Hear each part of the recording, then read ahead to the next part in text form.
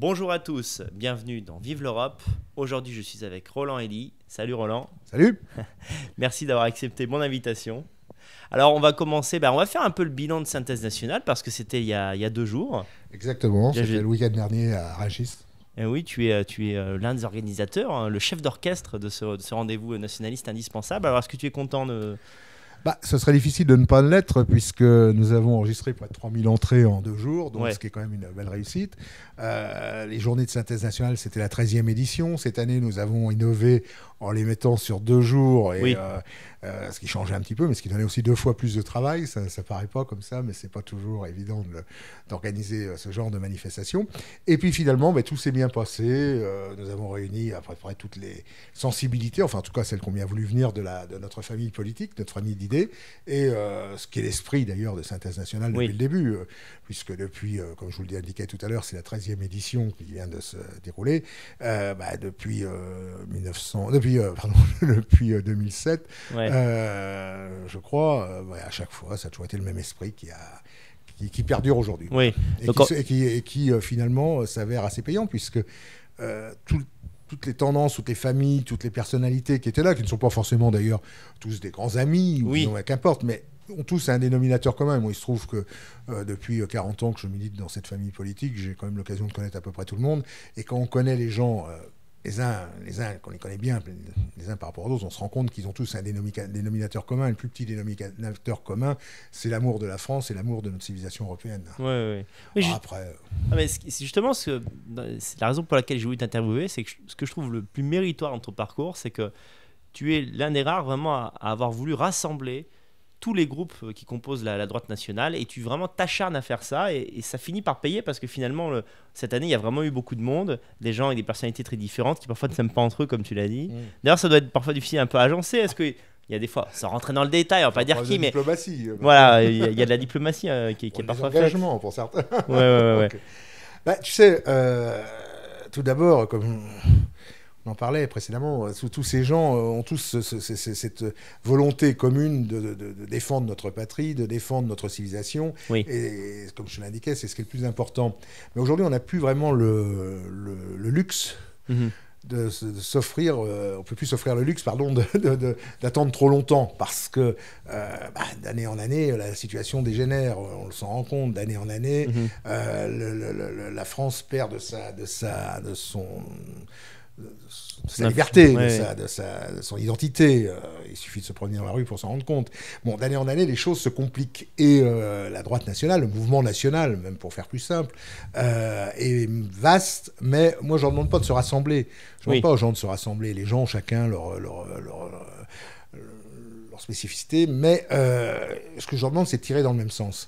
C'est d'arrêter de se tirer les uns sur les autres, parce que ça sert à rien. Moi, j'ai connu, il y a très longtemps, l'époque où enfin, ça n'a pas changé, mais certains groupuscules d'extrême droite se battaient pour savoir lequel serait le premier le matin à rue d'Assas pour coller une affiche sur le panneau. Les syndicats, bon, quand je repense à ça avec 40 ans de recul, je me dis, on a quand même perdu du temps, d'autant plus que ceux qui étaient dans les groupes adverses sont aujourd'hui aussi mes amis. Donc, oui, c'est vrai. On se dit, mais quel temps on a perdu. Enfin, Ouais. Je me souviens, étant jeune, étant étudiant, avoir renoncé à aller un jour à un cours pour aller, même un examen, je crois, si je me souviens bien, tout ça pour aller défendre le panneau du syndicat auquel j'appartenais à Assas. Bon, Oui.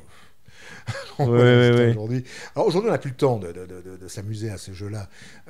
Les forces sont là, elles sont éparses, elles existent. Il y a tout un tas d'associations, de mouvements, d'organisations, de partis qui se sont créés.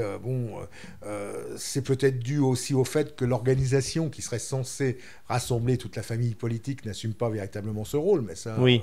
on en reparlera peut-être tout à l'heure. Mais Oui, bien sûr. Voilà, ça a donné un éparpillement. Bon, tous ces mouvements sont faits de militants sincères, de gens de bonne volonté, de gens qui ont envie de se battre pour une cause qui est une noble cause.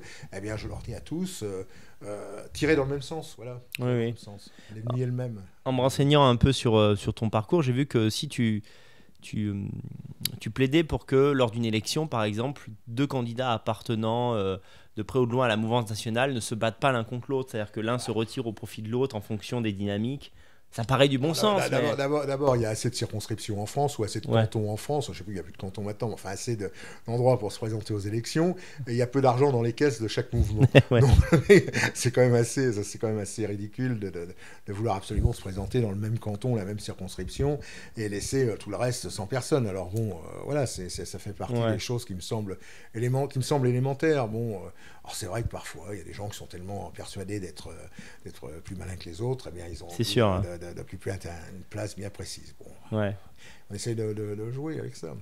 Alors, tu m'arrêtes si je me trompe, tu es né en 1958, je crois. C'est ça, ouais. Et tu es franchement, je crois que tu es militant depuis que tu es un adulte, en fait. Donc, depuis le début, tu es vraiment tombé dans la marmite assez tôt, quoi.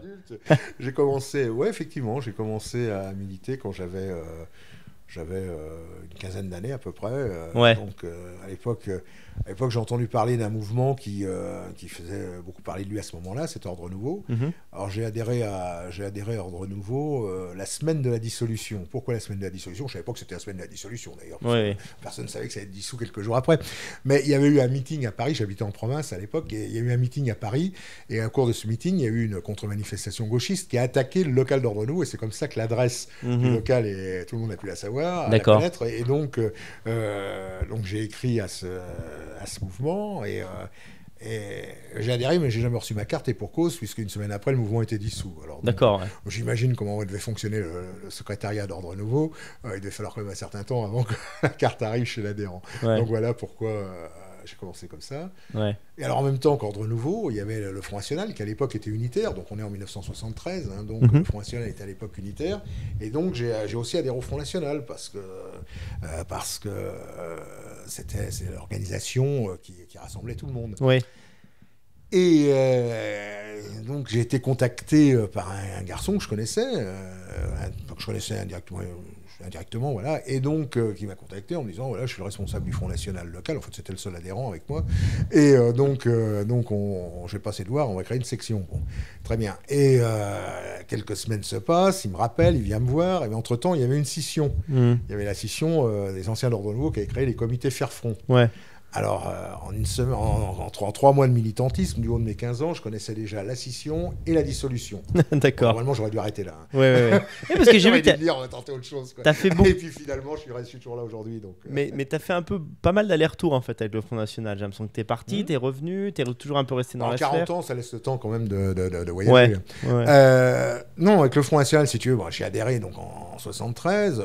Quand mon ami il est venu me voir pour me parler de la scission, on était deux dans une ville de 50 000 habitants. On va quand même pas faire les fines bouches, hein, on va pas se bagarrer à chacun son groupe. Donc, j'ai rejoint le comité Faire-Front, ce que je regrette absolument pas d'ailleurs. Hein. Et donc, qui était à l'époque très en guerre contre le Front National, contre Jean-Marie Le Pen. Il devait y avoir une certaine animosité entre les responsables des comités Faire-Front et Jean-Marie Le Pen.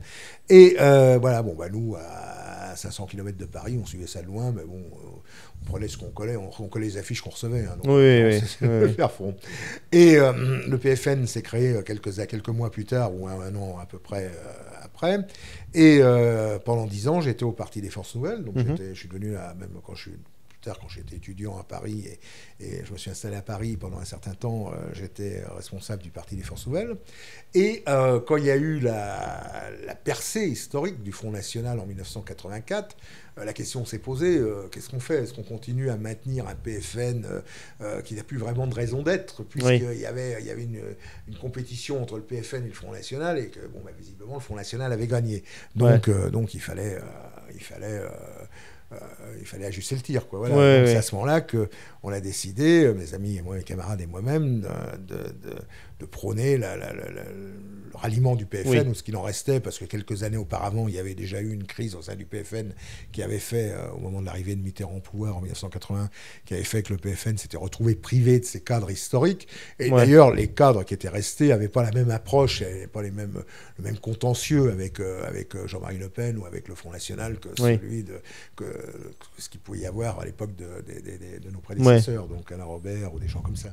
Donc on a décidé de rejoindre le Front National. Ça paraissait logique. Alors ça s'est passé d'ailleurs d'une manière assez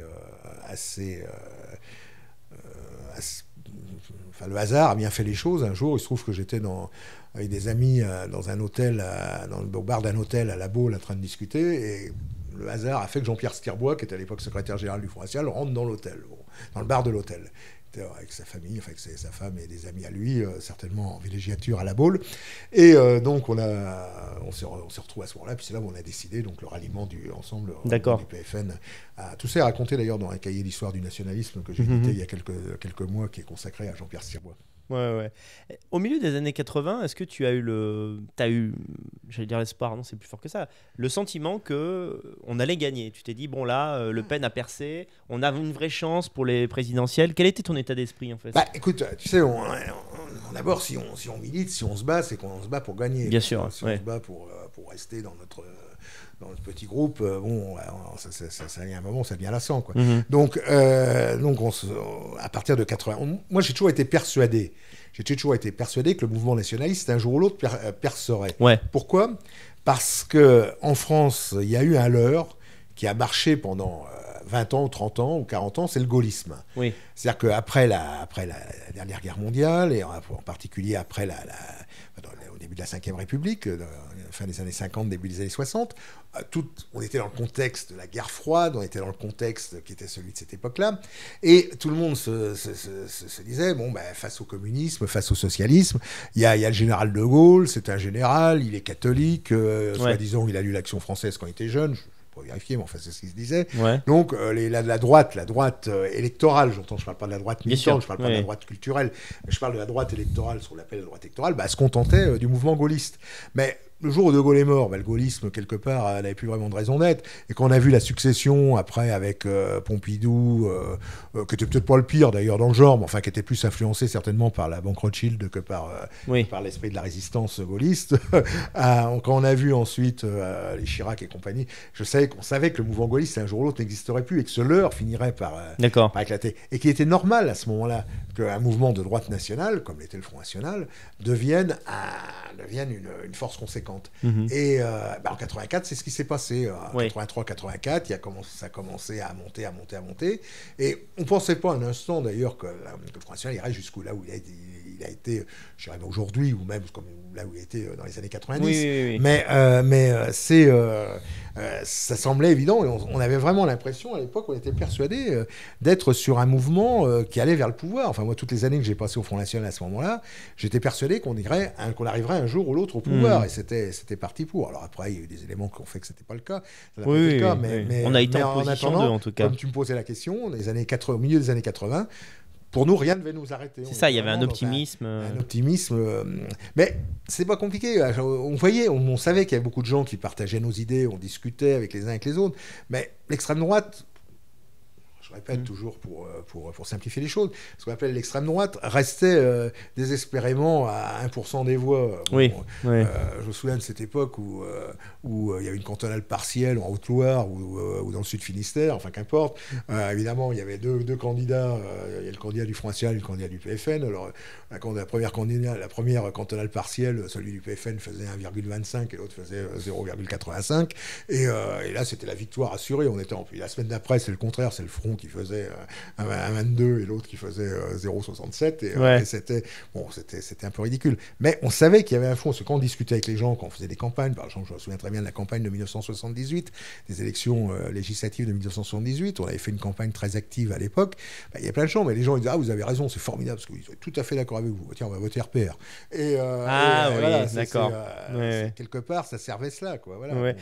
C'est marrant ce que tu dis, parce que ça me fait penser à ce que me disait Thomas Joly lorsqu'il a quelquefois été candidat. Il me disait, en fait, pour le Parti de la France, quand je milite pour le Parti de la France, les gens sont d'accord avec moi à 100%. Mais c'est un mec comme ça qu'il faut. Vous avez raison, je vais voter Front National. C'est la même chose. C'est ça. Je prends un exemple. Un jour, j'étais dans un magasin en Alsace.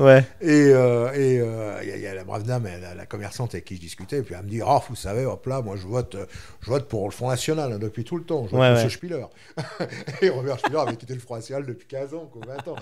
Donc, c'est marrant. On voit que les gens ne sont pas au fait de l'actualité comme nous, bien sûr. Il faut jamais oublier une chose quand on est militant politique. On vit dans un pays où 95% des Français s'intéressent à la politique 5 minutes par an. j'exagère à peine en disant ça. Ouais. Ça veut dire que les gens, tout ce que nous on connaît, parce qu'on s'intéresse, on lit nos revues, on va dans les meetings, on connaît des militants d'ici et de là, on s'intéresse à tout ça. Nous on a une formation de militants, une formation idéologique, une formation historique. Il faut savoir que la plupart des gens, ils ne comprennent rien, tout ça, ils sont complètement en dehors de tout cela. La force du Front National et de Jean-Marie Le Pen en particulier, c'est d'avoir imposé l'image que face à l'immigration, il y avait une flamme tricolore et il y avait LE plus loin PEN. Voilà. Oui. D'ailleurs, je pense qu'aujourd'hui, c'est toujours la même chose. Il y a beaucoup de gens, quand ils votent pour le Front National ou le Rassemblement National ou pour Marine, ils pensent, ils sont toujours dans le même esprit, ils ne savent pas, ils ne connaissent pas les histoires internes qu'il y a pu y avoir, les clashs, les clashs et tout ça, ça les dépasse complètement, les gens. Ça n'intéresse que les militants. Ça n'intéresse pas l'électorat. Je pense que les 11 millions de personnes qui ont voté pour Marine Le Pen, ils ne connaissent même pas la plupart l'histoire du Front National. Bien sûr. Mais dans leur esprit, la réaction à tout ce qui ne va pas, c'est le vote Front National. C'est le président des cafetiers ou je ne sais plus quoi, des marchands de journaux, un jour qui n'était pas content. Il dit si on n'obtient pas ce qu'on veut, je vais appeler à voter Front National. Bon, le soir même, il avait ce qu'il voulait. Bon, donc, c'est un argument. Voilà, c'est comme ça. Ce que j'ai remarqué aussi tout au long de ta carrière, il y a cette constante. Carrière, c'est peut-être un grand mot. Si, quand même, c'est une carrière, 40 ans quand même. C'est cette participation, cette création de revues. C'est-à-dire cette idée, à la fois le militantisme de terrain, politique pure, et puis aussi la culture, la littérature de droite. Cette idée de... je pense que notre objectif en tant que responsable et cadre militant, c'est d'essayer de former au maximum en particulier les jeunes qui nous rejoignent, c'est de leur faire comprendre qu'on est dans un autre monde. Parce que si notre monde c'est... ça peut-être vous sembler un peu désuet ce que je vous dis là, parce que vu mon âge, notre monde c'est Dallas, ou je ne sais pas ce qu'on regarde à la télévision en ce moment. Bon, c'est pas un monde très... Ça passait encore quand j'étais petit. Je suis pas si jeune. Hein Oui, mais vous êtes un enfant, toi. Non, mais je veux dire, tu vois, voilà, je pense qu'on a un espace intellectuel, un espace culturel, un espace tel dans notre famille politique que il faut absolument le faire connaître. Il faut absolument créer une sorte de, le mot ici c'est une sorte de contre-culture. Il faut voilà, c'est ce qu'on a toujours essayé de faire. D'ailleurs, quand on faisait des revues, quand on était jeune, qui s'appelaient Alternatives ou des revues comme ça, c'est un petit peu le but aussi de... Tu as collaboré à National Hebdo aussi ? Alors, j'ai collaboré à National Hebdo pendant quelques années, grâce à Roland Gaucher, qui était quelqu'un pour qui j'avais beaucoup d'estime, qui est mort il y a 12 ans, à peu près 10-12 ans, et Lionel Payet, qui nous a quittés récemment, et un certain nombre d'autres, François Brignot, Serge de Beketch, enfin, j'ai travaillé à cette époque à National Hebdo. Et c'est un peu ce qu'on essayait de faire. D'ailleurs, on avait créé, je leur avais... proposé le concept à l'époque des journées culturelles de National Hebdo. Il y en a eu 2 ou 3, je crois. Après, les choses ont changé. Le rapport avec le Front ont été tels que ça n'a pas continué. Mais on avait créé les journées culturelles de National Hebdo qui se déroulaient à la Mutualité et qui étaient un petit peu en quelque sorte ce que sont aujourd'hui les journées de synthèse nationale. Oui, je vois. Quelle était la ligne de National Hebdo ? Ça accompagnait le Front National, c'était plus radical.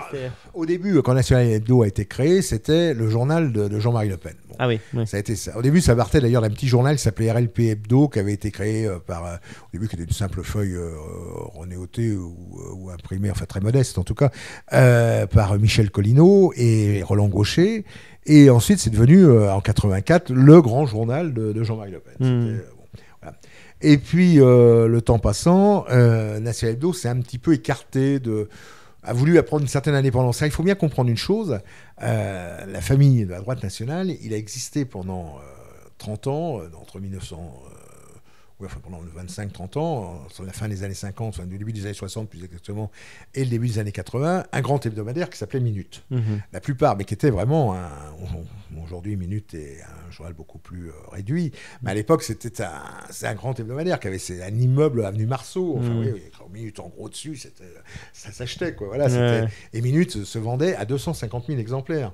Certains numéros se sont vendus à 500 000 exemplaires. Ah ouais, c'était de vrais succès. Tu allais gare Montparnasse ou gare d'Austerlitz, tu avais des paquets de Minutes qui étaient posés sur les kiosques et les gens, ils arrivaient, ils achetaient. Tu prenais le train entre Paris et Bordeaux, tu remontais le train, tu avais 30 personnes qui lisaient Minutes dans le train le jeudi après le jeudi soir. C'était vraiment le grand hebdomadaire de la... Et Minutes, après a périclité, pour différentes raisons sur lesquelles... je ne me souviens plus lesquels d'ailleurs, ça n'a pas d'importance. Et la plupart des gens qui se sont retrouvés à National Hebdo étaient des journalistes, mais pas forcément des journalistes encartés. Ou, oui, ils avaient une formation. Des problèmes de savoir si la section du 8e arrondissement allait organiser son méchoui, peut-être pas celle du 8e, mais enfin bon, celle du Tarn-et-Garonne, elle organisait un méchoui samedi prochain, quoi. Voilà, non, c'était pas du tout ça. Il y avait quand même une bonne... un bon panel de journalistes de qualité. On parlait de Brignot, de Beketch, de Gaucher, de Jean Bourdier, et bien d'autres, ils me pardonneront, de la DG et tout ça. Bon, il y avait quand même des journalistes de qualité, et tous ces journalistes qui se retrouvaient à National Hebdo ont essayé de faire de National Hebdo un vrai journal. Et ça a été, à cette époque-là, c'était le cas, un journal indépendant, mais proche du Front National, donc qui donnait un petit peu la parole alors évidemment, à l'époque, le Front National, ça coinçait un petit peu parce qu'ils auraient bien voulu que ça soit leur journal à eux, mais ça c'est pas le cas à ce moment-là. Après, ça l'est redevenu. Mais il faut dire que Roland Gaucher était c'est une forte tête, quoi. Il faut dire que ça fait partie de ces rares types qui étaient capables de s'opposer à Jean-Marie Le Pen, au bureau politique, qui était capable de... Et une audace. Qui avait l'audace de dire ce qu'il pensait et de la ramener. Et Jean-Marie Le Pen, qui le connaissait bien, savait comment ça se passait, quoi. C'était le cas de Jean-Pierre Sirbois aussi, d'ailleurs. Bon, ça fait partie de ces gens-là. Voilà. Alors, tu es nationaliste depuis 40 ans, c'est pas une façon de parler, c'est 45 ans. 45 ans, à 15 ans, tu me rajeunis là. Vraiment précoce.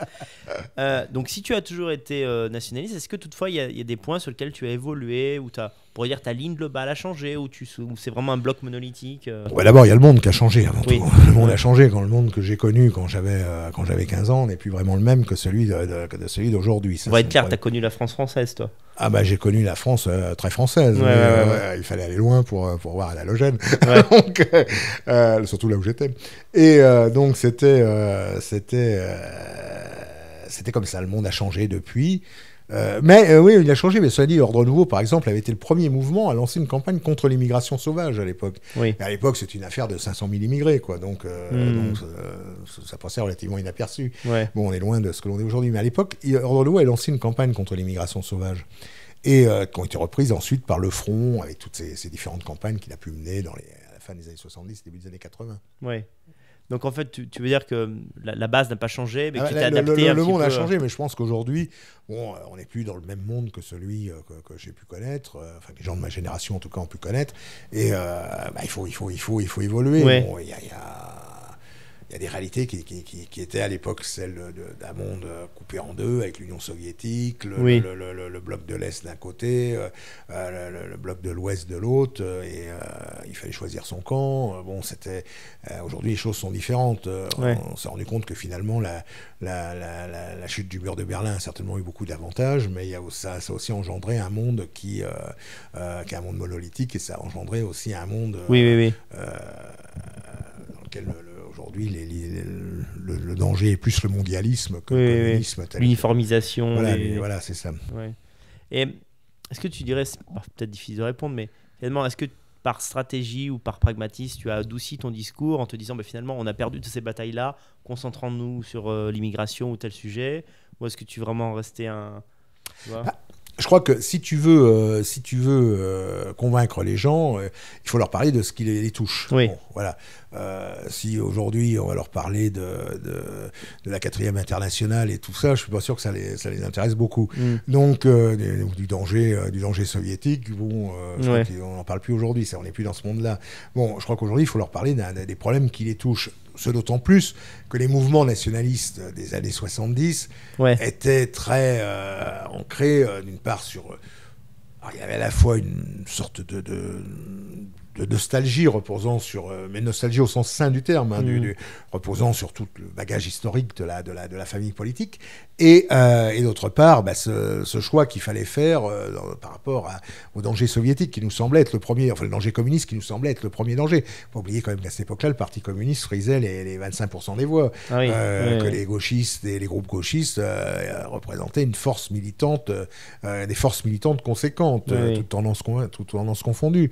Bon, que ce qu'on appelle la droite aujourd'hui, enfin la droite de l'époque, ils étaient plus occupés par le problème de la garantie foncière et de l'idéal des abattoirs comment ça s'appelle, Paris, là, enfin qu'importe, j'ai oublié le nom, ils étaient tous mêlés dans des scandales pas possibles, enfin c'était pas tellement attrayant, quoi.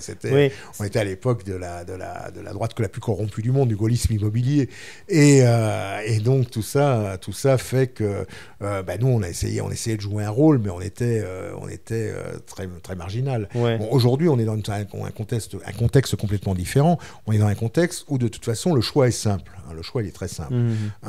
Soit on accepte le mondialisme, c'est-à-dire la destruction totale de nos identités, qu'elles soient nationales, civilisationnelles, même l'identité sexuelle, on l'a vu avec l'histoire de la théorie du genre. Bon, tout ça, soit on accepte ce monde où on aura un monde uniformisé, dans lequel l'homme ne sera plus qu'un consommateur, dans lequel il n'y aura plus de repères, il n'y aura plus de racines, il n'y aura plus rien. Alors on peut l'accepter, après c'est un monde confortable, hein. On dit demain il faut penser comme ça, bon c'est très bien, on pense comme ça, même déjà aujourd'hui d'ailleurs.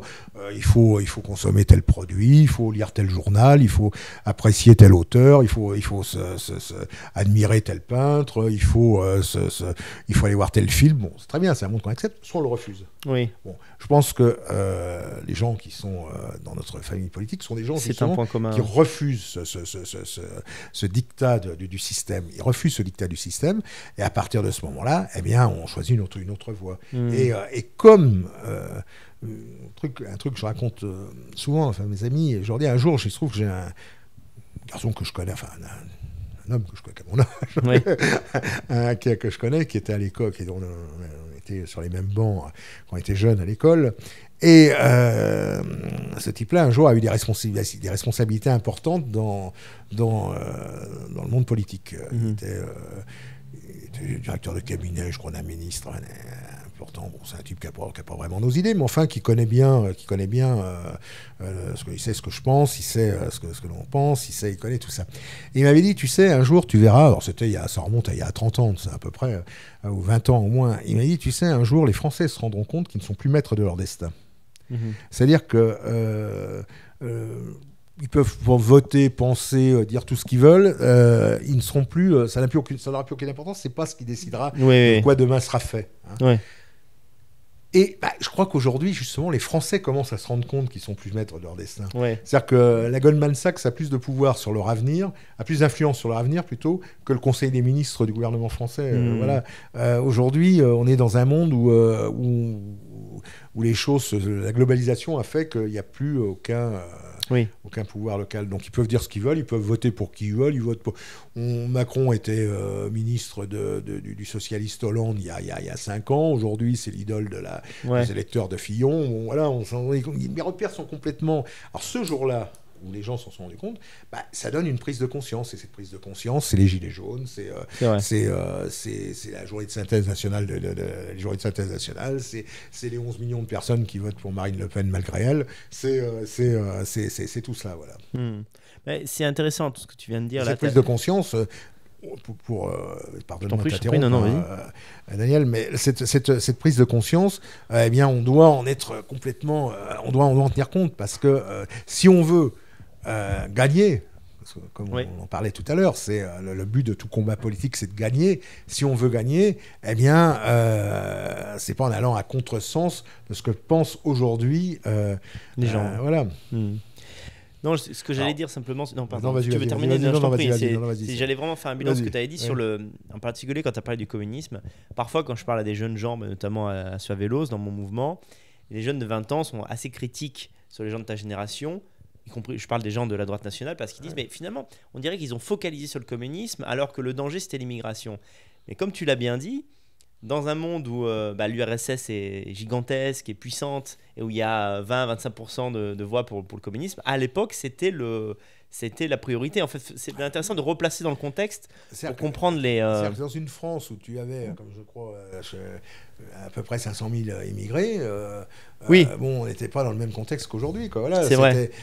Et dans une France aussi où on disait les chars russes à l'époque étaient à 400 km de Strasbourg, ce qui était à peu près vrai, en Tchécoslovaquie en tout cas. C'est je vrai. sais pas combien ça fait de kilomètres entre Prague et c'est Strasbourg, pas loin, quoi. Ça va être pas loin de 400-500 km. Le danger prioritaire, c'était ça. Mais on était à 100 lieues à l'époque de penser qu'on arriverait dans la France dans laquelle on est aujourd'hui. C'est vrai. Hein, on était à 100 lieues de le penser. De la même manière, on était à 100 lieues de penser qu'un jour, il y aura une mosquée dans presque chaque chef-lieu de canton. Quoi. Voilà, c'est-à-dire, en 20 ans, en 30 ans, le monde a totalement changé. Ouais. Évidemment, les jeunes d'aujourd'hui, ça m'arrive souvent de discuter avec des jeunes d'aujourd'hui, des militants de Sois-Vélos, d'ailleurs, entre autres, aussi, ça m'est arrivé récemment.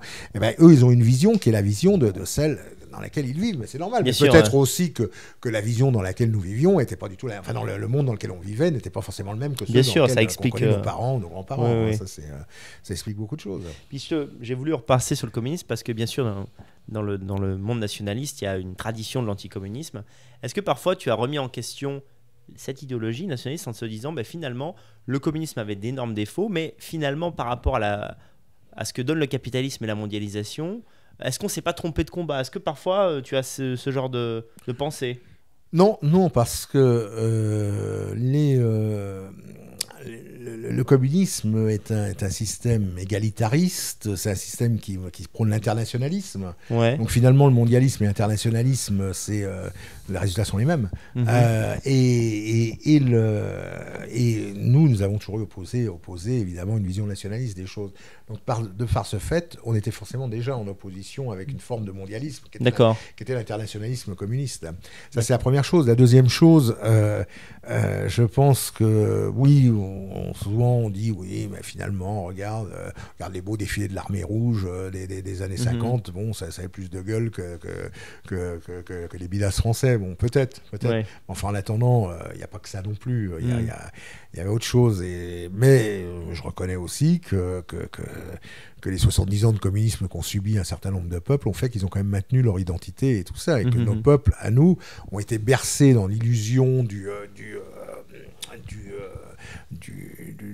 confort matériel, de la société de consommation, de tout ce qu'on peut imaginer, qui ont fait qu'aujourd'hui on en est arrivé à la situation dans laquelle on écrivait tout à l'heure, c'est-à-dire des peuples totalement aseptisés, totalement dépourvus de toute identité, de tout attachement à quoi que ce soit, et surtout des peuples sans aucune volonté. Ce qui explique d'ailleurs le problème de l'immigration. L'immigration aujourd'hui, quand on parle d'immigration, moi personnellement, j'en veux pas aux immigrés. Les immigrés, ils sont ce qu'ils sont des gens qui viennent d'autres pays. On leur dit, il y a un pays à l'autre côté de la Méditerranée, là où tu vas pouvoir être installé, tu vas gagner 15 fois ce que tu gagnes ici. En plus, tu n'auras pas besoin de travailler pour le gagner. Et puis, tu auras les prestations sociales, tu auras tout. Je peux comprendre qu'il y en a qui se disent, pourquoi pas, on va venir. Hein. Ça peut s'expliquer. Mais pourquoi ils viennent? C'est toujours l'histoire c'est l'histoire de la salle de bain qui est inondée. Qui est-ce qui est responsable? Oui, bien sûr. C'est pas l'eau. L'eau, elle est là, mais c'est pas l'eau. C'est même pas le robinet. C'est celui qui a tourné le robinet qui est responsable. Alors, sans réelle transition, j'ai remarqué que dans le camp national, on est un peu divisé sur cette question sur le rapport aux élections. C'est-à-dire, j'ai remarqué c'est vraiment 50-50. Il y a une partie des leaders d'opinion qui disent finalement, les élections, ça sert à rien, le système est vérolé, autant ne pas y participer. Et j'ai l'impression que tu n'es pas trop dans cette idée, toi. Tu as toujours regardé un peu un fond électoraliste, même quand tu n'étais pas d'accord avec le Front National. Un Front Troisième République. Ouais, peut-être. Non, mais c'est. Je sais pas si c'est toujours dans cet état d'esprit, mais. Ben non, la politique, c'est un jeu. Il y a des règles du jeu. Ouais. Voilà. Et le système est ainsi fait. Alors, c'est pas nous qui l'avons fait, c'est pas nous qui l'avons forcément voulu comme ça, mais il est ainsi fait. Alors, si on veut combattre le système, il y a deux solutions. Soit c'est de se retirer complètement du système en disant tout ça c'est pourri, et puis on reste à quelques-uns chez soi, et puis ça peut être une solution, pourquoi pas. Après tout, on peut vivre très heureux comme ça. Bon. Et puis il y a la deuxième solution qui consiste à dire, si on veut changer le système, servons-nous des failles ou tout du moins des moyens qu'offre ce système. Or, les élections sont le moyen encore le plus simple. Voilà. Oui. C'est pour ça que je suis pas un fanat des élections. Bon, je me suis présenté plusieurs fois aux élections, avec des résultats très modestes, qui m'ont jamais permis d'être élu en tout cas. Mais je suis pas un fanat des élections, je suis pas un inconditionnel des élections, mais pour moi c'est le seul moyen de pouvoir arriver à quelque chose. Ça a d'ailleurs été la force de Jean-Marie Le Pen dans les années 70 et 80. C'est en s'imposant d'élection en élection la victoire de Le Pen. Oui. La victoire de Le Pen. Souvent on dit 84 formidable, 88 extraordinaire, 92 non, la vraie victoire de Le Pen c'est 1974. C'est le jour où il a fait 0,74% des voix à l'élection présidentielle de 1974. Il a eu un coup de j'ai dit, alors, je ne sais pas comment il s'est retrouvé candidat en quelques jours, qu'importe, il a réussi à avoir ses 100 signatures, et là, il s'est présenté. Il est passé à la télévision, il a fait un coup de génie, qui était peut-être malgré lui, parce que je souhaite à personne de perdre un œil, mais comme il avait perdu un œil, il avait un bandeau. Et à l'époque, pour se protéger. Et alors, il passait à la télévision tous les soirs. À l'époque, il y avait 3 chaînes de télévision. Et tous les soirs, il passait avec le même temps que je ne sais plus qui était candidat, Chaban, Giscard, Mitterrand. Et il passait avec le même temps de télévision tous les soirs, avec son bandeau. Et là, c'était génial pour lui. Tout le monde l'a vu. Tout le monde s'est dit, c'est qui ce type-là ouais. Et là, tout le monde s'est souvenu de lui. Qui se souvient aujourd'hui d'Émile Muller ou du professeur Hérault, qui ne disait pas que des bêtises, d'ailleurs, loin s'en faut, mais ou de Jean-Claude Sédag ou de Bertrand Renouvin ou des gens comme ça qui avaient été, ou même de Jean Royer qui avait été candidat à cette élection présidentielle. Oui. Personne. En revanche, tout le monde se souvenait de Le Pen. Moi, je me souviens quand j'étais au PFN, le PFN était une force militante certainement beaucoup plus conséquente en nombre d'adhérents et de militants que le Front National. Mais qu'importe, quand on vendait le journal du PFN, il y avait des gens qui venaient nous voir dans la rue en disant, et pas uniquement à Paris, en province, n'importe où, quand on vendait Initiative Nationale à l'époque, il y avait des gens qui venaient nous voir et disaient, ah c'est bien là, ce que vous faites et tout, vous avez bien raison, là, votre chef là, il est génial avec son bandeau, lui, on est d'accord avec lui. Bon, ça les empêchait pas de voter RPR, mais enfin c'était comme ça. Ouais. Il a réussi à se faire connaître. Il a réussi à se faire connaître. Ce signe caractéristique du bandeau, ça a marqué les esprits. Et ça a marqué, et il est passé après il s'est présenté, son parti a présenté des candidats aux élections les unes après les autres, et ça finit par donner 84, et ça finit par donner 35 députés en 86 à la proportionnelle. Alors je sais que c'est difficile, je sais que certains disent, oui, mais à quoi ça a servi finalement ? Après, une fois qu'on a c'est ce qu'on en fait aussi. Tout est une question. Même s'il n'y a pas eu de victoire, le parcours de Jean-Marie Le Pen a développé les idées nationaux dans beaucoup d'esprits. Voilà, exactement. Ça fait avancer les choses.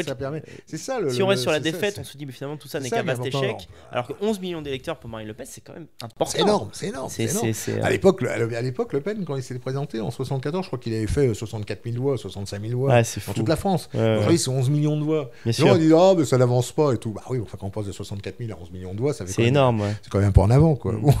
Alors, toutefois, la question qui nous hante un peu tous dans le milieu, je pense que tu n'as pas de réponse, mais je te la pose quand même.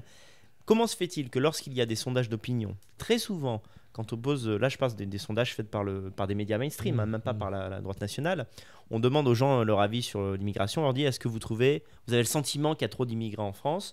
Très souvent, à plus de 50%, les Français disent oui. Bah oui. Et au moment de l'élection, ils choisissent le candidat du système. Alors comment ça se fait ?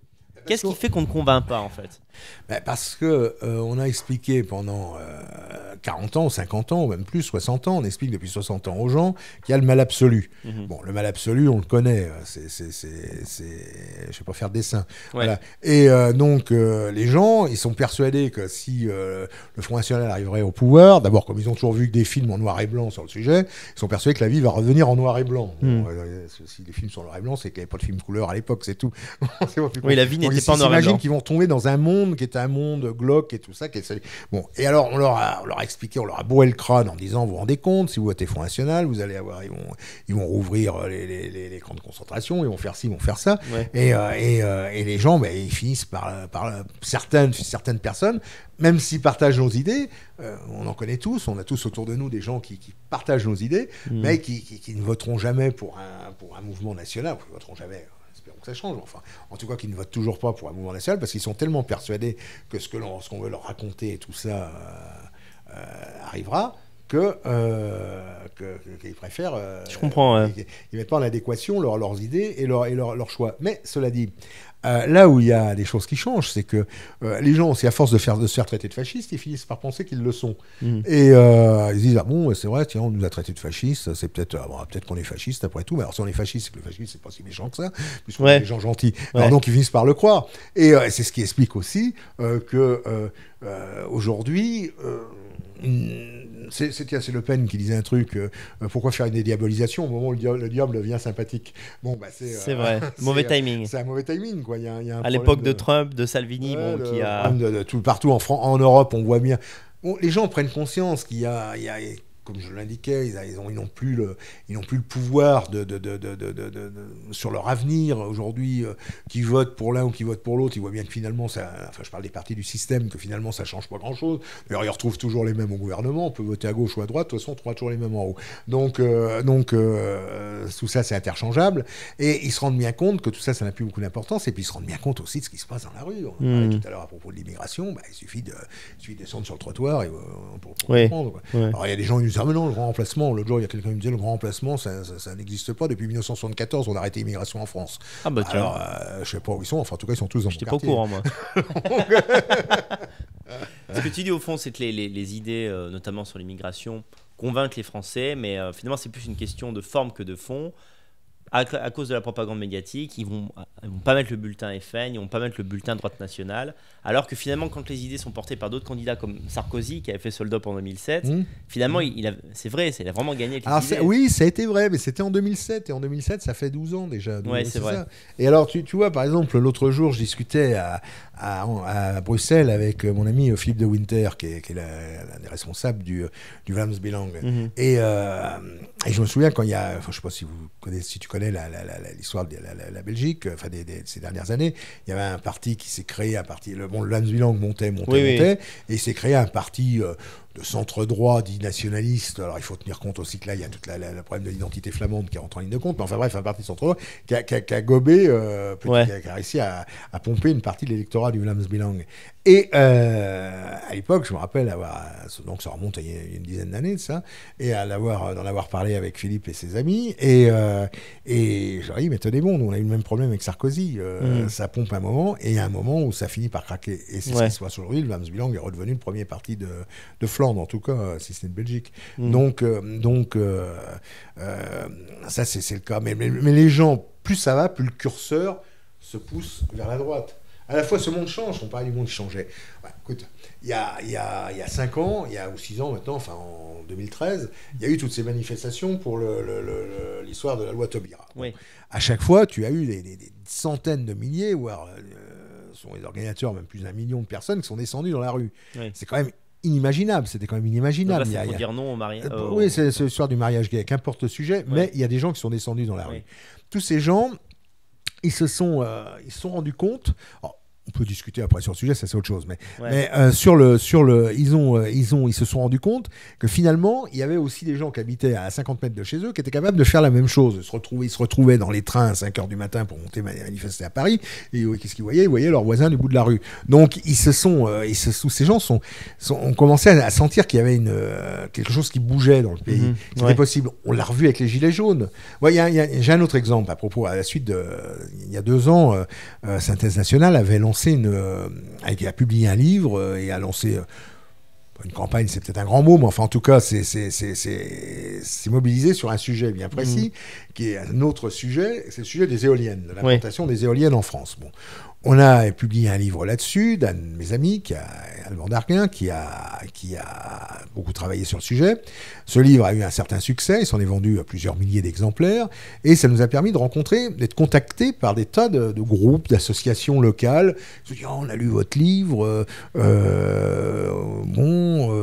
c'est très bien, enfin quelqu'un qui dit ce qu'on en pense et tout ça. Est-ce que vous accepteriez de venir dans tel ou tel canton, tel ou tel village, faire une conférence ?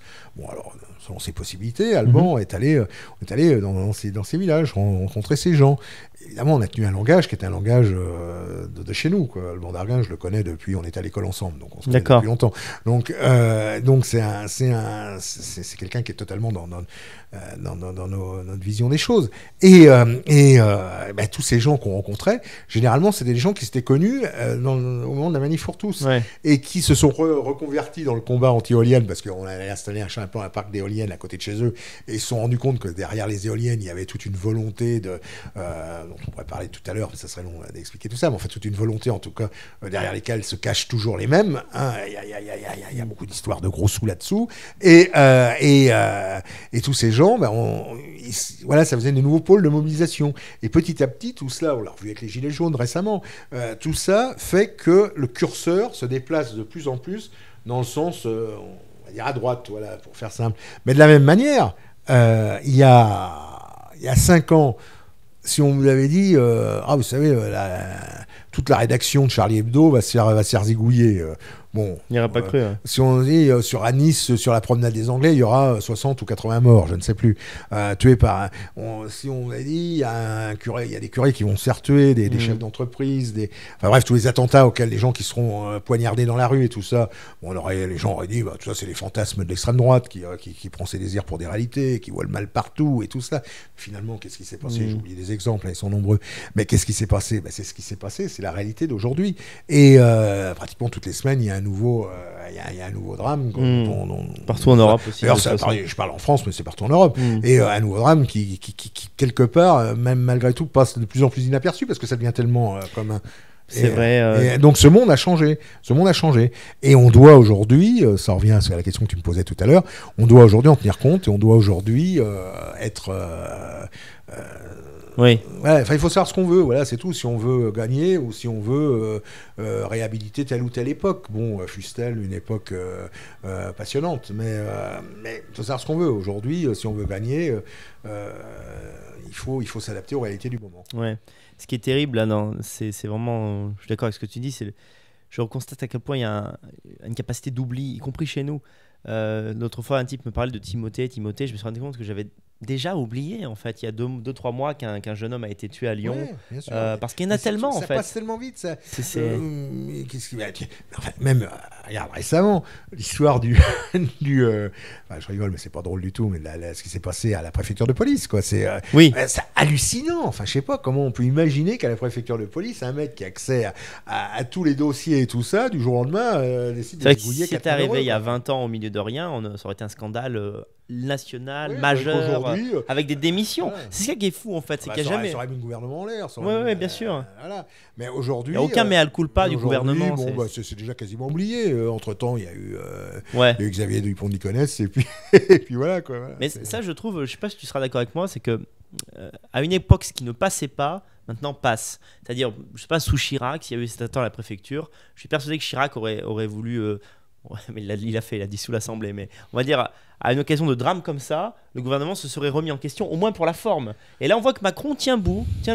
Mais Macron est très fort. Le ministre de l'Intérieur reste en place. Je parle pas sur le fond, mais sur la forme, il est très fort. Et regarde comment il a manipulé comment il a récupéré l'affaire des Gilets jaunes. C'est hallucinant. Regarde comment on te sort des trucs. Bon, je prends l'exemple, par exemple, de Notre-Dame de Paris, là, dont on parlait tout à l'heure. Bon, je ne sais pas, je suis pas enquêteur, je suis pas procureur de la République, je suis pas sur l'incendie, évêque de Paris, j'ai pas accès au dossier. Voilà, je vois ça de loin. Bon, comme tout le monde. Et alors, ce qui m'a sidéré, c'est de voir que 4 heures après le début de l'incendie, les autorités, le procureur en l'occurrence de Paris, dit c'est un accident. Oui. Dans l'état actuel des choses, il y a quand même précisé. Dans l'état actuel des choses, nous prévions la thèse de l'accident. Mais oui, de l'accident, oui, c'est ça, oui. Mais je dis pas que c'était un attentat, j'en sais rien, je ne sais pas. Moi, j'y connais rien à l'épaisseur des poutres de la cathédrale, l'influence des mégots de cigarettes dessus. Mais quoi qu'il en soit, ce qui me semble étonnant, c'est qu'on te dit un truc. C'est un peu précipité. Sur laquelle. Dès que tu en discutes après, même si tu aimais simple fait qu'éventuellement ça pourrait peut-être être une autre solution, complotisme. T'es tout de suite un complotiste, un révisionniste, un tout ce que tu veux. T'es fasciste évidemment. Enfin, t'as le droit à tout. Mais comme il y a de plus en plus de gens qui doutent de ce qu'on leur raconte, parce qu'à force de leur raconter des bêtises, ils finissent par y croire. On leur raconte tout et n'importe quoi. L'autre jour, je faisais une réunion l'été dernier en Bretagne et j'ai une dame qui me dit, vous vous rendez compte avec le réchauffement climatique, tout ce qui se passe et tout ça. Je lui dis, oui, qu'est-ce qui se passe? Elle me dit, c'est grave. Oui, je dis, c'est grave, mais encore. Et elle me dit, je lui dis, écoutez, on va arrêter tout de suite. Moi, ça fait 25 ans que j'entends parler du réchauffement climatique. Ça a commencé il y a 25 ans. Je me souviens, dans la grande presse, il y a 25 ans, on nous expliquait que l'eau allait monter, on allait être inondé, qu'il n'y aurait plus un arbre sur Terre après l'an 2000. Bon, l'an 2000, ça fait déjà 19 ans. Et il y a toujours des arbres sur Terre. Et je regardais l'eau du port, là où on est, dans la ville où on est, dans le village où on est. Normalement, elle aurait dû monter de 7 mètres. Ça veut dire que la petite église qui est un petit peu plus haut, elle devrait déjà être sous l'eau. Est-ce que depuis 25 ans, vous avez eu l'eau monter d'1 centimètre? Oui, elle monte quand la marée est haute et elle descend quand la marée est basse. Mais enfin, comme d'hab. Le port, il n'a pas changé. Elle a peut-être monté d'1 centimètre, mais enfin bon, elle n'a pas monté en 27 mètres en tout cas. Alors, relativisons les choses. On vous a dit que c'était comme ça. Je ne dis pas qu'il n'y a pas des des éléments qui font que le climat change, mais les climats ont toujours changé dans l'histoire. Oui, c'est vrai. Mais je comprends ton agacement. Arrêtons de tomber dans toutes ces la même dame me disait à cette réunion, elle me disait, mais vous vous rendez compte, justement, à cause du réchauffement climatique, ma petite fille, une petite fille qui était, d'après ce que j'ai compris, à moitié algérienne, qui habitait en Algérie, elle me dit, elle va être obligée d'aller faire ses études en Finlande. Et d'ailleurs, moi, je suis pour que Erasmus envoie un maximum d'enfants en Algérie à faire leurs études en Finlande. J'ai répondu, vous avez peut-être raison, madame, mais enfin, la première chose qu'il faudrait poser, c'est la question finlandais. Est-ce qu'ils ont envie de voir tous les étudiants algériens venir faire leurs études à Helsinki? J'en suis pas persuadé. Non. Voilà. Bon, c'est toujours la même chose. On réussit à faire passer dans la tête des gens des trucs à sortir des balivernes. À leur faire se tromper sur les priorités, effectivement. On entend toutes les calembrenaines de la Terre quand on écoute les gens parler. Hein, donc, oui, mais il y a un problème de hiérarchie, effectivement, tu as raison, des problèmes. C'est-à-dire, les gens, maintenant, ce qui est à la mode, c'est le climat. On a l'impression qu'on va tous mourir dans 6 mois, alors qu'il y a une catastrophe avec l'invasion migratoire. Et ça, on dirait que les gens... Ah non, mais... Pas qu'ils ne le voient pas, mais pour eux, c'est pas si grave. Ils se rendent pas compte, on leur dit... De toute façon, c'est tellement confortable de suivre les idées à l'endroit. Ouais. C'est tellement confortable qu'on ne veut pas changer. Alors, mais je répète, pourquoi? Parce que tout simplement... dans les immigrés, il y a aussi des braves gens, il y a aussi des gens qui ont envie de s'intégrer, il y a aussi des gens qui sont les premiers à souffrir parfois de l'attitude de leurs concitoyens, enfin de leurs compatriotes. Voilà. Donc, je dis pas le contraire, mais le problème, il faut savoir ce que l'on veut. Si on veut un monde totalement mélangé, un monde totalement métissé, un monde totalement sans racines ni rien du tout, ou si on veut un monde dans lequel les identités existent. Et quand je défends l'identité française européenne, je dis ça sans mépriser aucune autre identité. Les Chinois sont les Chinois, les Africains sont les Africains. On a reçu à Synthèse Nationale un type, je trouve formidable, c'est Ernest Tigori, c'est un Africain, un Ivoirien, qui est exilé ivoirien, il habite en France, et il a écrit un livre qui est remarquable, d'ailleurs j'invite les gens à le lire, où il incite ses compatriotes, enfin les Ivoiriens et les Africains, d'une manière ou d'une autre, à retourner en Afrique. Voilà, en disant, vous n'avez aucun avenir en France, notre avenir il n'est pas là, notre avenir il est chez nous, et arrêtons de penser qu'on va s'implanter en France, il faut qu'on reste en Afrique, et qu'on retourne tous en Afrique. C'est ce qu'il dit, très bien, on ne va pas lui dire le contraire. Ouais. Et je trouve que c'est courageux de la part de cet homme, et en plus il dit, et quant à l'Europe et à la France, qu'elle arrête de faire de la repentance en permanence. C'est ça aussi le problème. C'est la repentance qui est devenue quelque chose d'institutionnel pratiquement. Oui, tout à fait. Ouais. Aujourd'hui, n'importe quel président de la République, n'importe quel élu doit demander pardon pour ce qui s'est passé dans le passé. Nous autres nationalistes, nous assumons toute l'histoire de France. Voilà. Avec ses biens, ses côtés beaux, ses côtés positifs, et aussi parfois ses côtés négatifs. Bon, c'est comme ça, l'histoire est ainsi faite. Oui, d'autant que d'autres peuples qui ont colonisé, eux, ne s'en excusent pas en permanence. C'est le jeu de l'histoire, voilà, c'est comme ça. Voilà, on nous reproche l'esclavage, on nous reproche tout ce qu'on veut. Bon, il faut arrêter aussi les bêtises. Oui. C'est très bien que c'est pas du tout comme ça que ça s'est passé. Alors, en 2006, 2006, voilà, ça fait un moment. Tu as fondé la revue Synthèse Nationale. Ouais. Tu l'as fondée seule, en collaboration avec d'autres... il se trouve que parfois les vicissitudes de l'existence font qu'on est obligé de changer un petit peu d'orientation dans la vie, enfin de changer de mode d'activité, voilà. Dans la fin des années 90, j'ai été très très occupé par dans un autre cadre qui est mon cadre professionnel dans lequel je travaillais, donc j'étais amené à beaucoup me déplacer, à être beaucoup moins présent dans le combat national. Donc je m'étais un petit peu retiré, tout en gardant évidemment tous mes amis et en suivant de très près ce qui se passait. Mais voilà. Et puis vous savez, chasser le naturel, il revient en galop. Oui. Vous avez envie, il suffit d'écouter France Inter, Europe 1 ou France Inter ou France Info le matin pendant un quart d'heure pour avoir envie de faire quelque chose, quoi. Voilà, ça te titillait de revenir aux manettes. Et je voudrais bien j'avais pas envie de me réengager politiquement dans un parti quel qu'il soit ou dans un mouvement. J'avais déjà beaucoup donné pour cela. J'étais pas sûr en plus qu'il y ait vraiment un avenir dans tous ces mouvements c'était pas le meilleur moyen, en tout cas, c'est un bon moyen, mais c'est pas forcément le meilleur moyen. Bon, et moi, quand j'étais jeune, il y avait une revue qui m'avait toujours passionné, qui m'avait guidé dans beaucoup de dans ma vie, c'était la revue Défense de l'Occident de Maurice Bardèche. Et j'ai toujours regretté que cette revue n'existe plus. Maurice Bardèche avait dû suspendre Défense de l'Occident au début des années 80, ou c'est à peu près ça, en 81 ou 82. Et depuis, il y avait une tentative qui avait été faite par mon ami Philippe Randa, à l'époque avec la revue du Alpha, qui a duré quelques années, puis ça s'est arrêté. Et alors, je me suis dit, ça serait bien de relancer une revue dans ce style, et puis surtout une revue qui puisse être accessible à tous. Oui. Dans quel sens? Au niveau qui puisse être comprise par tous. D'accord. Bon, on peut faire... je pense que tout est une question dans la formulation, et tout est dans la sémantique. On peut tout dire. Mais tout dépend de la manière dont on le dit.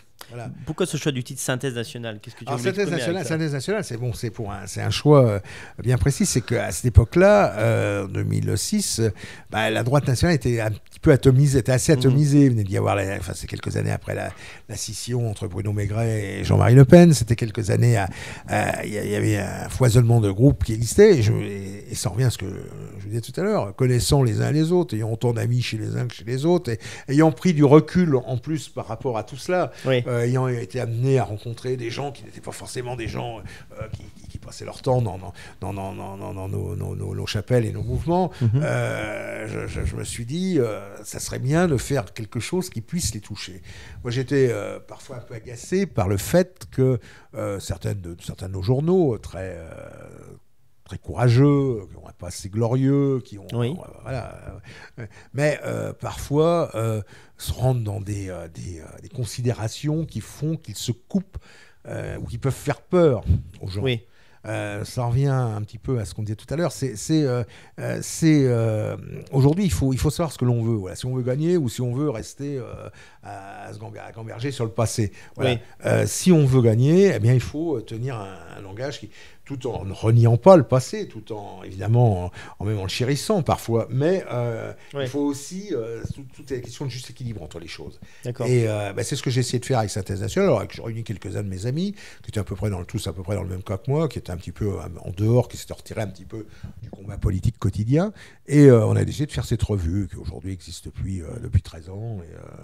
Alors, c'est pas seulement une revue, parce que vous organisez justement cet événement chaque année. Qu'est-ce qu'on pourrait... oui, alors, au-delà de la revue, d'abord, on a créé une maison d'édition, on a édité une quarantaine de livres, je crois, on a édité les cahiers d'histoire du nationalisme, dont le numéro 17 vient de sortir, on a édité, et on a lancé aussi un an après. Donc, au début, ça a été Bon, quand Synthèse nationale s'est créée, j'étais assez agréablement surpris d'ailleurs de voir que l'ensemble de la famille politique on est content que ce soit c'est une bonne idée, bien, ça avait été accepté par tout le monde, ça avait fait une sorte d'unanimité positive. Bon, alors je me suis dit au bout d'un an, tiens, on va inviter tout le monde à faire... après, on va essayer de les mettre à la même table. Alors, ce qu'on ne pourrait pas dire à cette époque-là, on m'a dit, mais tu te rends pas compte, il y a eu la scission de 73, il y a eu la scission de 98, il y a eu les élections de telle année, il y a eu la bagarre à Assas. Enfin, il y avait toujours une bonne raison pour que personne ne se retrouve. Ouais. On va quand même tenter le coup, autrement on ne fera jamais rien. Alors j'ai appelé tous les leaders des mouvements de l'époque, quoi. Certains sont encore là. Et donc, je les ai invités tous à venir à la première journée de Synthèse nationale. Et ma foi, ils sont tous venus. Peut-être une exception, mais qu'importe. Ils sont tous venus et on a réussi à faire ce premier rassemblement de toutes les composantes de l'époque. Et après, ça s'est étoffé parce que sont venues d'autres composantes qui sont venues se joindre et tout cela. Et quand je regarde la liste des gens qui ont collaboré, qui ont donné des contributions, qui ont participé à nos journées annuelles et tout ça, ça fait quand même un ensemble assez large. Assez large. Alors, je rappelle, je leur demande pas d'aller passer le week-end ensemble.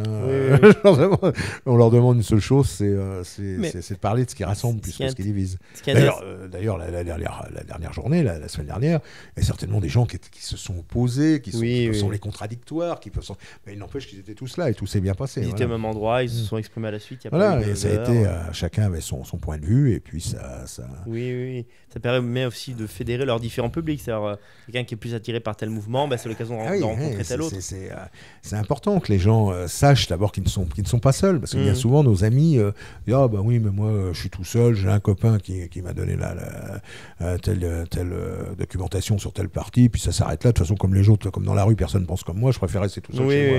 Mais non, c'est pas ça. Il faut essayer de convaincre les gens. On peut réussir à convaincre des gens. C'est faisable. Et même il y a un tel éventail culturel, il y a un tel éventail d'écrivains, d'artistes. C'est formidable dans notre famille, tout ce qu'il peut y avoir comme artiste, on ne s'en rend pas compte. Évidemment, ils ne passent pas à l'émission du samedi soir à la télévision, mais il n'empêche, il y a des gens de qualité. L'autre jour, on a eu un certain nombre d'artistes qui se sont succédés. Il y a eu 3 concerts, 4 concerts même. Bon, voilà, c'est des gens qui ont la valeur, quoi. Et ces gens-là, ils méritent d'être. C'est à nous de les faire connaître dans nos milieux, un peu ce que tu fais avec cette émission, de les faire connaître et de faire savoir qu'il y a autre chose, qu'il n'y a pas que les poncifs du système qu'il faut avaler. Au contraire, si on a un esprit un petit peu critique, un cerveau un petit peu hardi, eh bien, on peut trouver d'autres. Je crois que c'est vraiment ce que j'ai trouvé le plus intéressant chez toi lorsque j'ai préparé l'émission, c'est à plein de moments, cette volonté de dire bon stop aux guéguerres, on a des choses à faire en commun, et à chaque fois tu t'es réinventé à travers des revues et autres vers cet objectif. Par exemple, j'avais vu, je n'étais pas au courant, tu étais à la base d'une initiative qui s'appelait justement La Base, de réunir des patriotes sous une même enseigne en quelque sorte, je crois, il y a quelques années. Oui, il y a eu tellement de choses, oui. On l'a fait à plusieurs reprises. Ces idées-là, c'est vraiment... Oui, j'avais... j'ai eu... à différentes périodes, il y a eu des mouvements qui se sont créés après, qui ont disparu, des sigles, des logos, des choses comme ça. Bon, moi, j'ai toujours... Connaissant les uns et les autres, je connais aussi les travers des uns et des autres, mais qui n'en a pas, moi le premier d'ailleurs. Et donc on a tous nos qualités et nos défauts. Bon, c'est toujours la même chose, hein. Je le répète et je le répète. Il faut savoir ce qu'on veut. Voilà. J'ai des gens qui me disent parfois ah oui, mais tu te rends compte, dans telle revue en 1977, tu as écrit que. Alors, je me rappelais plus qu'en 1977 j'ai écrit dans cette revue, et puis j'ai écrit. Tu avais 25 ans. Oui, et puis même, je regrette pas, je ne renie de rien ce que j'ai écrit, mais je leur dis, mais toujours, pensez dans quel contexte on était à l'époque, pensez à ce qu'était la réalité de cette époque-là. 77 ou 89 ou 2002. Hein, oui, bien sûr. Mais je veux dire, ce qui compte, c'est le contexte qui était celui de l'époque, il faut toujours l'avoir en ligne de compte, et puis en ligne de mire, pardon, et puis il faut s'adapter en permanence aux réalités du moment, c'est ce qui est important. On connaît Carl Schmitt nous a appris qu'il fallait savoir définir l'ennemi, on le connaît. Une fois qu'on le connaît, soit on lui rentre dedans et frontalement et on sera éclaté, soit on essaye arrondir les angles, en tout cas et on essaye surtout d'amener la majorité des gens à penser comme nous. C'est l'éternel problème des élections. Bon, c'est un peu la question à 100 000 €, mais même plus. Mais comment tu vois l'avenir de la politique et du camp national? C'est-à-dire, est-ce que tu penses que le RN va réussir à se réinventer et a encore un intérêt? Ou est-ce que tu penses que justement il faut être en embuscade pour remplacer ce parti qui est vacillant? C'est une question énorme, hein, mais... D'abord, je n'ai pas la prétention, j'ai peut-être eu à un moment donné, mais enfin, je n'ai plus actuellement, en tout cas, je n'ai plus actuellement la prétention de créer un parti voilà, c'est pas du tout mon intention actuelle. Le RN est là, très bien ou très mal, je ne sais pas. Enfin, il est là, il représente un certain nombre de choses. Il existe des pôles qui vont au-delà du RN. Mon positionnement est d'encourager ces pôles, sans condamner. Pour moi, un militant du RN reste un camarade. Bien sûr. On peut condamner les positions, comme on l'a vu récemment, qui ont été prises par le RN et tout ça. Bon, on peut ne pas être d'accord. Mais le militant de base du RN, lui, d'ailleurs, il y en avait beaucoup. J'ai vu plein de gens du RN à Synthèse. Oui, on va pas se mentir. Il y a plein de gens qui sont venus me voir en disant, on a une carte. Moi, vous savez, je suis encarté au RN et tout ça. Mais je pense qu'il faut aller au-delà. Bon, voilà.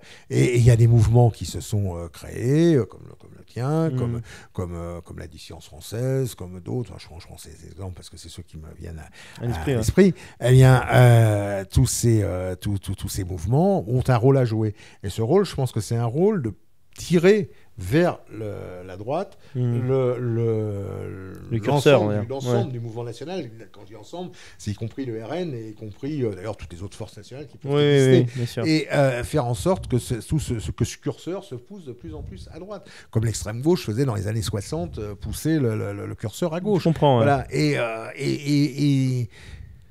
on me dit par exemple récemment, un journaliste me disait oui, mais vous organisez la journée de synthèse nationale, il y a eu la convention des droites. Bah, je dis très bien, il y a eu la convention des droites. Moi, je ne crois pas beaucoup, mais très bien. Moi, je suis ravi que ça ait lieu et il faut que Sanfleur s'épanouisse. Je veux dire, si ça marche, bah, tant mieux. Et puis si ça ne marche pas, bah, au moins ils auront tenté. Voilà. Et il n'y a que ceux qui ne tentent rien, qui ne réussissent rien. C'est sûr. Bah, ma question suivante est peut-être un peu indélicate. Je ne sais pas si tu vas vouloir y répondre, mais Jean-Marie Le Pen est à la fois admiré et très critiqué dans le milieu pour certaines de ses décisions. Oui. Si tu regardes l'ensemble de ce parcours, est-ce que tu dirais que le bilan est globalement positif? Est-ce qu'il y a des moments où tu penses qu'il y a vraiment eu des erreurs? Quel est ton sentiment vis-à-vis de ça? Au-delà de l'admiration qu'on peut avoir pour l'homme, sa combativité, son talent, etc. Ce qui est indiscutable, c'est que Jean-Marie Le Pen a mené à porter le mouvement national après... je ne sais plus combien, l'autre jour, il était dit 80 campagnes électorales ou 60, enfin qu'importe, après un grand nombre de campagnes électorales, a porté le mouvement national là où il est aujourd'hui. Bon, ça, c'est indiscutable. Donc, on ne peut avoir que de la reconnaissance pour lui. Alors, peut-être qu'il a fait des erreurs. Moi-même, j'ai été critique à un moment à son encontre. Mais qu'importe, c'est pas important. Ça, c'est du ponctuel. Et quand on aime bien, il y a des moments où on se fâche. Bon, voilà. Bien sûr. Bon, voilà. Et donc, je pense que ce qu'il a fait était globalement positif. Alors, certains disent oui, mais il n'a jamais voulu prendre le pouvoir. Bon, j'en sais rien s'il n'a jamais voulu prendre le pouvoir. Et le pouvoir ne lui a jamais été offert non plus, donc pour prendre, il faut qu'on t'offre. Donc voilà, il a essayé en tout cas par tous les moyens de porter le mouvement national. Il faut quand même voir que c'est quand même l'homme qui a compté ces 40 dernières années. Qui se souviendra de Méhaignerie, qui se souviendra de Raffarin, qui se souviendra même de Sarkozy, de Hollande, qui se souviendra de Hollande dans 50 ans? Personne. Tu es capable de me citer le président de la République il y a 50 ans? Difficile, voilà. Bon, donc tout le monde. Avant De Gaulle, c'est compliqué. Oui, avant De Gaulle, c'est bon, voilà. Mais je pense que l'homme qui aura marqué à part De Gaulle, sans doute, l'homme qui aura marqué la fin du XXe siècle et le début du XXIe siècle, c'est Jean-Marie Le Pen. Tout s'est passé par rapport à lui. Tout ce qui se passe, même l'immigration aujourd'hui, quand tu te définis par rapport à l'immigration, contre ou pour l'immigration, c'est toujours aussi contre ou pour Jean-Marie Le Pen. C'est vrai. C'est quand tu te définis contre tel ou tel, pour la défense de la nation, contre le mondialisme, c'est aussi pour ou contre Jean-Marie Le Pen. C'est lui qui a amené les sujets sur le terrain. Visionnaire sur le terrain. Clair, alors après, qui ne fait pas d'erreur dans sa vie, tout le monde en fait. Qui fera une interprétation de tel ou tel mot, tel ou tel détail. Bon, voilà, c'est des choses qui arrivent dans la vie. Et puis à partir du moment que tu représentes un danger potentiel pour le système, le système, c'est de bonne guerre d'ailleurs, le système fait tout pour te descendre aussi. Donc ils vont tous sortir ils vont sortir l'artillerie lourde. C'est ce qu'ils ont fait à plusieurs reprises à l'encontre de Jean-Marie Le Pen. Bon. Mais ce type-là est l'homme qui a remarqué les 40 dernières années. C'est ce qui revient toujours, cette côté même Chirac, tout le monde a déjà oublié. Ce côté ambigu, à la fois, on va dire, Le Pen est critiquable pour certaines de ses décisions, clairement. Les critiques sont beaucoup faites dans le milieu. Et en même temps, il incarne vraiment la droite nationale. C'est indissociable. Quand on pense droite nationale, c'est Jean-Marie Le Pen. C'est-à-dire que quand tu as la personnalité de Jean-Marie Le Pen, tu as forcément aussi des défauts de ses personnalités. Et puis, on dit parfois, oui, Le Pen, il est mégalo et tout ça. Bon, peut-être. C'est pas l'impression qu'il me donne quand je le connais, quand je le connais un petit peu. Mais enfin, mais en tout cas, les taciturnes introvertis ont rarement fait des chefs de peuple. Oui, c'est vrai. Belle expression, taciturne introverti. Ça peut être des qualités, mais pas dans le contexte de leader d'opinion. Si tu veux on ne succède pas à Jean-Marie Le Pen comme on succède à je sais pas moi, à Jacques Toubon. Ouais. Je ris parce que d'un rire franc, parce que tu m'as rappelé qu'il existait en fait. Tout à coup, tiens, Jacques Toubon. Qui se souviendra de Jacques Toubon, qui se souviendra de je sais pas moi, de Bérégovoy ou de Jospin ou de Peut-être Mitterrand, on s'en souviendra peut-être, parce qu'il avait au moins une dimension intellectuelle qui faisait que, peut-être parce qu'il avait été Camelot du Roi quand il était jeune, mais enfin, à part ça, voilà, tous ces mecs-là sont des gens qui retombent dans les poubelles de l'histoire. Le Pen, les gens s'en souviennent. Alors tu demandes dans la rue aux gens qui est tout bon et qui est Le Pen. D'ailleurs, le succès considérable des mémoires de Jean-Marie Le Pen est la preuve de ce que tu racontes. Mais là aussi, tiens, tu parles des mémoires de Jean-Marie Le Pen, c'est tout à fait intéressant. Quand tu vois aujourd'hui quels sont les livres qui se vendent. Ouais. C'est qui? C'est Le Pen, bien sûr. C'est Zemmour, c'est Oberton. C'est Onfray, c'est pas forcément un mec de droite, mais enfin, c'est un type qui est quand même non conformiste. En tout cas, c'est Villiers. Les romans de films de Villiers. C'est vrai, l'historique des films de Villiers, ça s'est vendu comme des petits pains. Bon, j'aimerais bien être l'éditeur. Ça, oui. Ça les chante. Mais tu vois, même nos auteurs, ce que j'appelle nos auteurs, c'est-à-dire les gens de notre famille ou de notre approche des choses, c'est vrai. Toujours un certain succès. Tu as édité un bouquin sur Guillaume Fay. C'est vrai, ça a plutôt bien marché. C'est des auteurs nos auteurs aujourd'hui ont un succès. Quand tu sais à combien se vendent, tu es capable de me citer 3 titres de livres de Bernard-Henri Lévy? Tu es capable?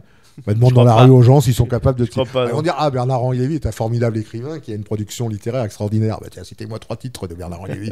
Personne n'est capable de citer 3 titres de Bernard-Henri Lévy. Personne. Parce que ces livres se vendent à quelques milliers d'exemplaires. Ils sont mis en avant, mais en fait, au fond, dans les bibliothèques des villes du système. Ils se vendent dans les... mais ça s'intéresse plus personne. Parce que ça intéresse personne ce que raconte Bernard-Henri Lévy. Ouais. Voilà, c'est vrai, puis depuis longtemps c'est un tapage médiatique pour mais aujourd'hui le monde change aussi, et il va dans notre sens. Mais je répète et je le dis vraiment à l'attention des jeunes militants, des jeunes cadres de la famille politique, ne faites pas les erreurs qu'on a faites dans le passé. Ne les faites pas. On les a faites, c'est passé maintenant. Il faut pas les faire. Parce qu'autrement, on le paiera très cher et on en sera... et c'est tout, c'est nos enfants, c'est notre pays, c'est tout ça qui disparaîtra. Et ça, on n'a pas le droit de le laisser faire. Quand tu as parlé de BHL, j'ai rigolé parce que moi, que j'ai une formation en sciences humaines, moi j'étais obligé d'en lire du BHL parce qu'on te le force quand tu es en socio ou en philo. Et t'as oublié le titre. Si, je me souviens du titre de celui-là parce que c'est la barbarie à visage humain. Celui-là, on te le fait lire, relire.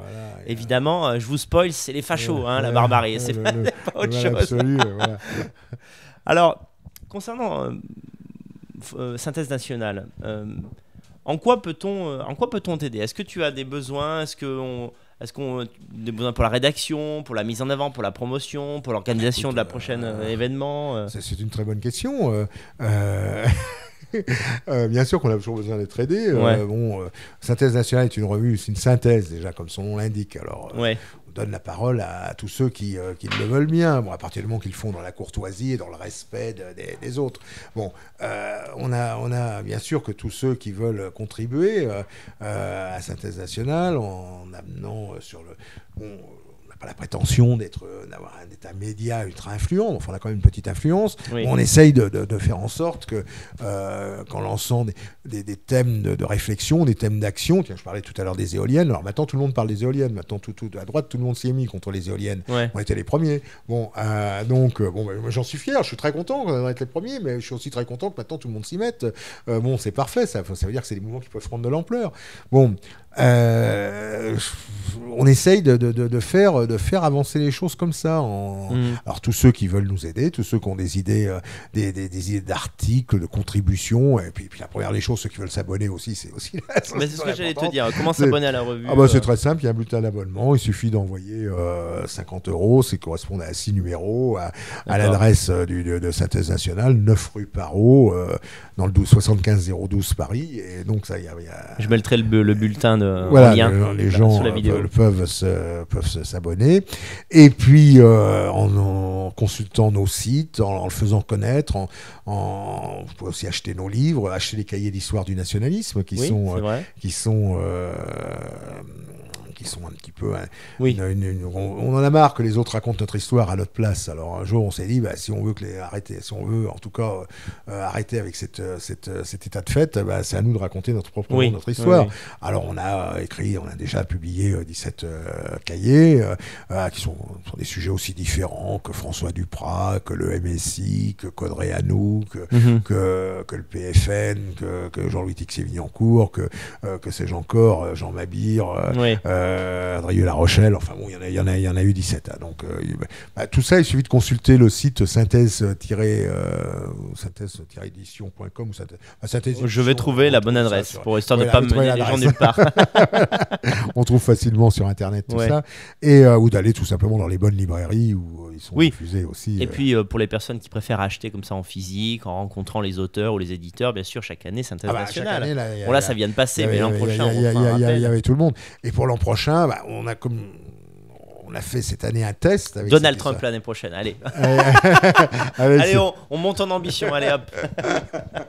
On fait rêver un peu les gens, enfin. Non, mais l'an prochain, on a déjà, il y a quelques jours que ces Bleu, Blanc, Rouge se sont passés. On est déjà en train de travailler sur les 14e Bleu, Blanc, Rouge. Donc celle de l'an prochain. Et comme ça, 3000 personnes. Et on va essayer de faire quelque chose encore plus grand et de plus... voilà...